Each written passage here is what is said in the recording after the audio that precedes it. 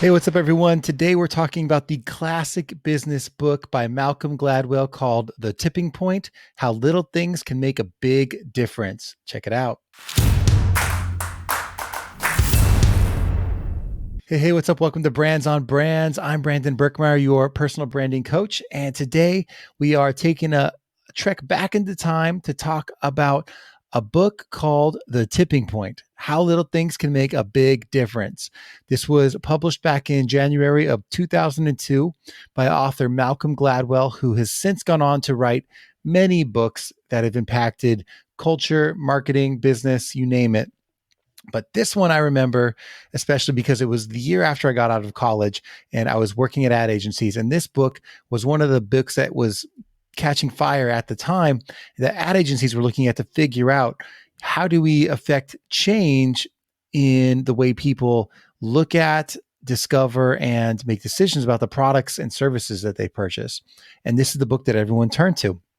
So obviously, a lot of exploration and learning to be found in this book. A little bit about Malcolm Gladwell. He's the author of now 7 New York Times bestsellers, including The Tipping Point, but also Blink, also a great book. If you haven't read that, read that. Outliers, another great one.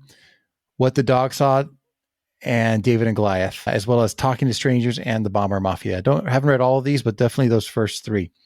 He's also the co-founder of Pushkin Industries, an audio content company that produces the podcast Revisionist History. Definitely one of the best podcasts out there in terms of storytelling and making you think.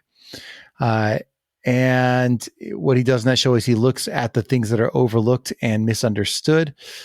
And let's dive into this book a little bit. So obviously, this book's been out a long time. It's got about 5,000 ratings, 4.5 stars. This is back before the people were given ratings on books. So this is, I'm sure, over the last 10 years that people have gone and rebought this book. I bought this book in 2007 and then bought it again just because these lessons are that timeless. So let's look at some of those lessons to give you some context and then give you a reason why you should be interested in it.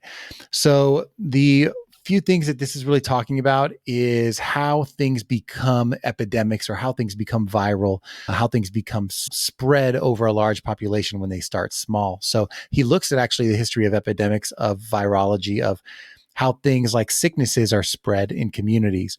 And he applies them to bigger things because he thinks that also things like big ideas and even business can spread just like viruses do. So he looks at that and he comes up with these 3 rules. And the 3 rules he comes up with, one is the law of the few, which is about people and, like the type of influencers that you need to spread a message.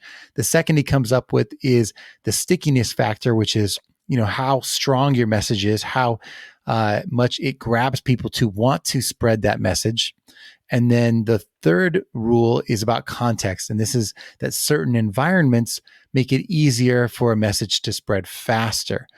Now, when you start to apply that to your business, really you could take these things and apply them in whatever way you want. But the law of the few, looking at the people, really talks about, that there are a certain amount of people that instead of trying to get your message to one person at a time, getting your message to the people that have influence matters. Talking to someone that is going to create change for 20 or 100 people is a better use of your time than focusing on the one person at a time. What I love about the stickiness factor is really figuring out, is there a better way to spread your message, to teach something? Is there something that's going to get people to really want to jump on board with you and spread your message with you? So all these lessons are huge. And then context he dives into a little bit deeper over and over again, because your environment can change everything.